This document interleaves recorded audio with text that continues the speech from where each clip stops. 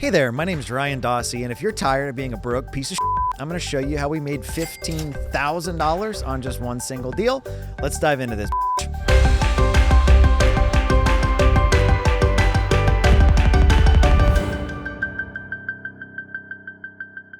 So in this video, I'm going to literally give you everything.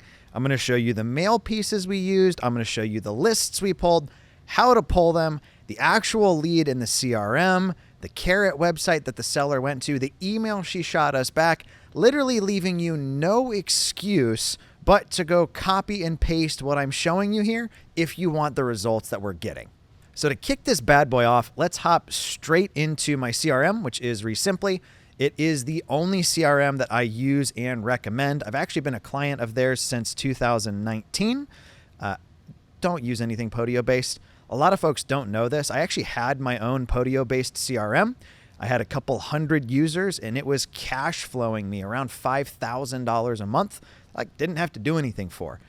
I tested ReSimpli and realized this is better than what I've built or can build, and I'm doing my clients a disservice taking their money to offer them a substandard product. So we pushed all of them to ReSimpli back in 2020.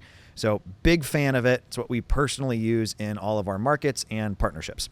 So here is the actual seller lead in our ReSimpli account. You can see the lead came in on January 9th, ran an appointment on the 17th, made an offer on the 17th, got it under contract on the 17th. So pretty quick. We've bought this place since resold it for a profit, which we'll get to in a second. If we scroll down here to ReSimpli's kind of like list stacker section, we can see that this was a person on an owner-occupied list. The home was either an expired MLS listing, something they'd inherited, something they had liens on, or they'd been or were in bankruptcy, and it was 1 to 4 units. Now I'm going to show you how to actually pull all of that here in a second. We can also see that it was on the Ballpoint Marketing 7-month sequence. Now, all of our marketing kind of follows the same path. So we're pulling lists either from PropStream or Deal Machine. We're sending them Ballpoint Marketing mail. Call porters taking the inbound calls if they call in off the mail. We have our Investor Carrot website printed on the piece, so they can literally go online, Google us, check it out, make sure that it's legit. And then we're working all of the leads in ReSimpli. Like, that tool stack has made the folks we work with an absurd amount of money. So on this particular one, I'm going to start by showing you how to pull the lists. Next, I'm going to show you our Carrot site. I'm going to show you the actual email that came in from the seller that let us know, like, hey, this is probably a good one. And then we'll just kind of do a quick run through of the financials on this one. So hopping into PropStream here, if you're not a PropStream user, we do have an affiliate link that I'll throw in the comments down below. But they are, I think, right at like $97, $99 a month, something like that. That allows you to export out up to 10,000 records. Highly recommend it. Literally, I'm showing you a list I pulled from here that made us right at like 14 grand. Can't be upset about that at all. So we're going to start by putting in the city that we want to mail to. So this particular deal was in New Cumberland, Pennsylvania. Next thing we're going to do is hop over here to filter. We're going to go down to valuation and equity info. I always do a 35 to 100% equity kind of estimation. That cuts out the people that can't afford to sell to me at a discount, or the ones that are like upside down. They don't have any equity at all. So we're going to throw that in. Next, we're going to go to property characteristics here. Under property types, we're going to select single family, condos and townhouses, multifamily 2 to 4. Obviously, you can include or remove whatever you want there. So if you don't want condos or townhouses, don't waste your money mailing them. If you don't want duplexes, triplexes, or quads, just uncheck that box, right? So this list, though, was strictly 1 to 4 units that had equity in this city. And I'm going to show you now how we add in like the niches, right? So one thing to note with this, it was on our owner-occupied list. So we're going to check this box that just says yes. Now, if we hop back over to ReSimpli, we can see this list was a combination of 4 separate lists. So people that had expired MLS listings, people that maybe inherited their house, people that had liens, and people that were in or had been in bankruptcy. So I'm going to start by showing you the expired section. Really, really straightforward. all you're going to do on this MLS section, you're going to click this drop down and click failed. That's it. Now, all you would do is check this box to select all of those records, add to list, and create a name of what you're going to call that, right? So you can see on mine, I named this particular list OO, owner occupant, expired, inherited, liens, and bankruptcy. So you might do something like that. So I'm not going to save it because I've already done that, but that would be that first list that we used. And again, you can see that was only 87 people, so relatively small. Next, I'm going to come in here and I'm going to do the inherited. So I'm going to go back to PropStream. I'm going to click this filter. I don't have to go put everything back in like equity, property type, owner occupied. All I have to do is remove the MLS status one. And we're going to come over here into ownership info. And I'm going to do this interfamily transfer. I call that potentially inherited. Effectively, it means like the property wasn't sold, but it did change hands and they think it was within the same family. So we're going to click include on that. Again, we can see that's a relatively small list, 40 people. Can do the same thing. Click this box, add to list. You could create like your own new list for it. Personally, like I'm going to just add it to the other one that I was already working with. So that's what we would do there. The third list we had here was liens. So I'm going to hop back over to PropStream, click the drop down to pull up my criteria. Again, don't have to redo everything. I just have to remove the fact that it was an interfamily transfer. We're going to go over here to lien/bankruptcy info, and we're going to do a lien amount. I do a minimum of $1,000. Now, you can play with that, right? So you could do $2,000 or $10,000, right?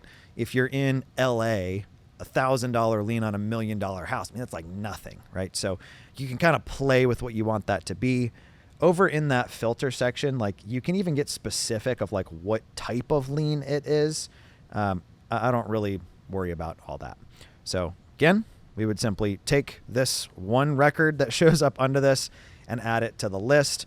One thing to note, because like these are some pretty small counts, is this is like a relatively small area that we're hitting. Like just places that have equity that are owner occupied, there's only 3,900s. This is like a small town, right? So your lists are going to be larger than this, assuming, you know, you're casting a wider net. If you're in a small town like this, this is great because you're not going to have to spend that much on marketing. Now, the fourth and final list was bankruptcy. So we're going to hop back into here. We're going to click filter. I already removed the liens criteria. We're going to go into liens, bankruptcy, and divorce. And on this quick target status, I'm just going to say, has an active bankruptcy or a bankruptcy that's been dismissed. You see that's 37 properties. We'd click this, add to that list we've already been building, and then we're good to go. Now that you've compiled that super sweet list in PropStream, we want to get it out of there in order to order marketing for it. So all you would do is simply find it in your lists, click on it, wait for it to load, check this box to highlight all, click export, and it'll come out in a nice CSV or Excel file for you to then send over to your mailhouse. Now on this particular deal, it came from Ballpoint. I can literally show you in the CRM here. It's on the 7-month sequence. And this person actually responded to the first piece of mail. So this deal came from the mail that went out the first month, which is kind of neat. Back when I first started, folks that ran mail houses and sold mail, I guess similar to me now, would tell me, oh, you have to hit the same list every month for 6 months before you expect anything. Y'all, I'm not that patient. So I don't tell people that now. Our average cost that we see over at Ballpoint is anywhere from like $3,000 to $5,000 to get an off-market deal. So on this particular one, it was on the Americana sequence, which are these pieces of mail. I don't know that I've like really publicly chatted about the thought process behind these, but I am pro-American. All of our staff at Call Porter are based in the U.S. Our company is located here in the U.S. We only use American paper, American manufacturers, right? We try to buy American as much as possible. It's not necessarily like a political thing for me. It's more just American, and I'm proud of it. Now, one thing we actually started doing at Ballpoint that I just announced on my Instagram a couple weeks back, for any order you place at Ballpoint of any size, we'll actually plant a tree to offset the amount of paper we're using dramatically. We actually went back and retroactively planted something like 6,000 and some change trees in national forests, which is over 5 times the amount of paper we've used since this business has started. So this one was on the Americana sequence. How that works, you upload the list to Ballpoint. So on this one, right, let's use this example of this list I'd selected, 553 pieces. You would literally come in here, enter in 553, choose your design. There's the comic card style, which is like these, and then there's the Americana, which are these. I still use both. The Americana is a newer design for us. So you would pick the Americana sequence.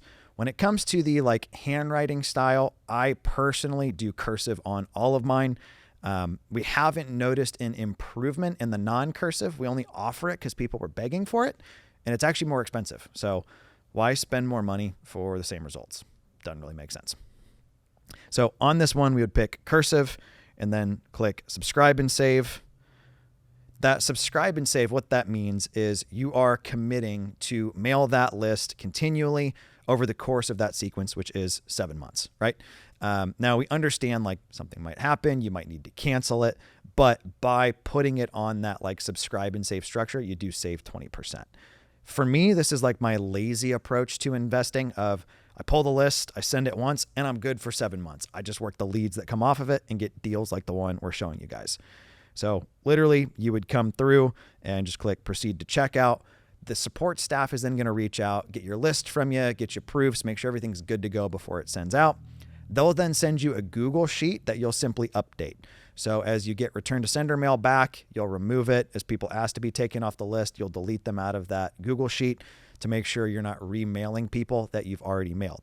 Like for instance, with this lady, I was already talking to her. So why would I want to mail her again? Like I've already got her phone number. We're already talking. We're already on good terms, right? So this particular seller got the postcard, read it, didn't call in. They actually visited our Investor Carrot site, which I'm going to show you now.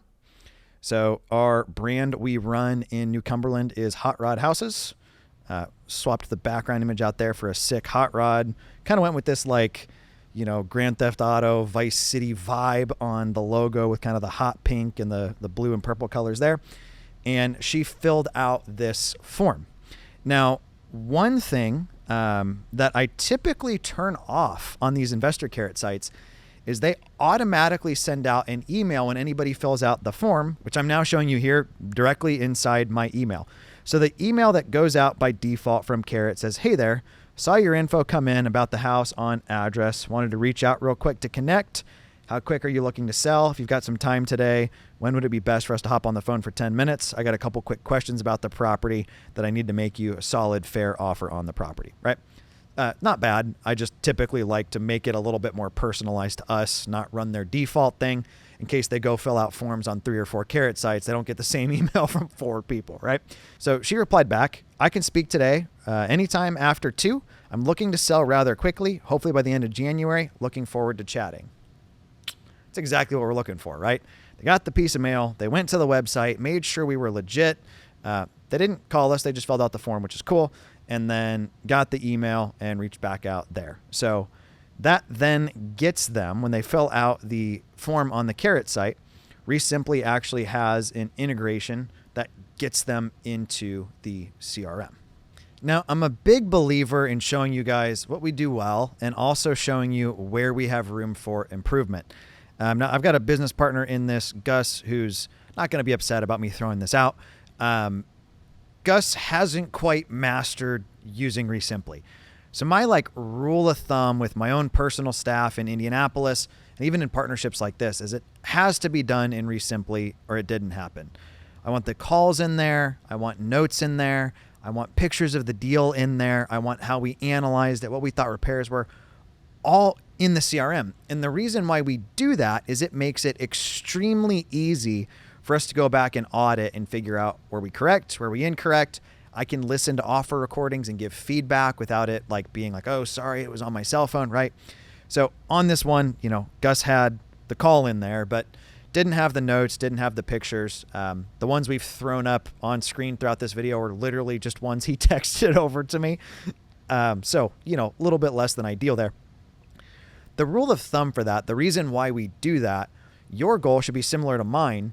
You have staff or business partners that are doing this stuff for you. Guys, I've never seen this house. I've never been to New Cumberland.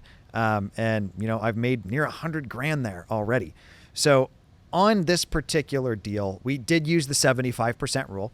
So what that looks like, we think the place is worth $120,000 fixed up. 75% of that brings us down to $90K. We then subtract out the cost of the repairs. We estimated it was going to be around 15 to 20, which has us, we could pay 70 to 75K. We ended up getting this place for $67,000. Now, our plan with this deal was actually to buy it, do the 20K in work, and, we would have ended up making $20,000-$30,000, right? Somewhere in there. So we had this other local investor that we thought this might be a better fit for them. They walked it. They said, hey, we like it. Only problem is we can't close as fast as you're closing. If you remember with the seller, she was like, I'd like to sell by January, and they needed into early February. We literally just got paid on this place today on the 8th of February when we're shooting this thing. So on this one, we said, look, we'll buy the house. So it cost us right at $67,000 and some change. We had a couple $100 in utilities, and they said, cool, we'll buy it from you for $80K. So when it was all said and done on this thing, the gross check to title from us was for $78,924.75. We've got to subtract out the $64,000 in costs we had to purchase the place. And then we also had a couple $100 in utilities. So all in all, we netted right at $14,000 to $15,000 on this particular deal. Hopefully you find these kind of deep dives sexy, helpful, inspiring. Guys, my last year as a W-2 employee, I literally made $23,000 pre-tax. If you would have told me that I'd be, casually talking about oh yeah, we made, let me do the math real quick, $15K on a house I've never seen, I wouldn't have believed you. But you don't just get to that point. You have to just start. My first deal, we pulled a list like this. We sent it mail. Ballpoint didn't exist, so we used something crappier. Call Porter didn't exist, so I had to take all my own calls. ReSimpli didn't exist, so I tracked everything in a Google sheet and just kind of bull in a china shopped our way through it. And that really is the goal with these videos, right? Sure, go to Carrot, tell them I sent you as an affiliate, and, I make a couple bucks. Same thing with ReSimpli. Obviously, right, you go and spend money with Ballpoint. I own it. That benefits me. But realistically, my goal is just to give you the roadmap. Copy and paste what we're doing, bull in a china shop your way through it, and I'm super freaking active, probably too active, on YouTube and on Instagram. So if you get stuck, if you run into challenges, just drop comments on these videos hey, what should I do in this instance? And I'm here to be the resource for you that I was looking for when I first started out. I just walked you through how I made $15,000 in the span of 15, 20 minutes. All I'm going to ask in return, like the video if you haven't already, subscribe if you're not because you want more of this fire content. And lastly, if you found it truly helpful, share it with somebody else that might benefit. Again, my name is Ryan Dossey. Hopefully you enjoyed today's video. Look forward to talking to you next time.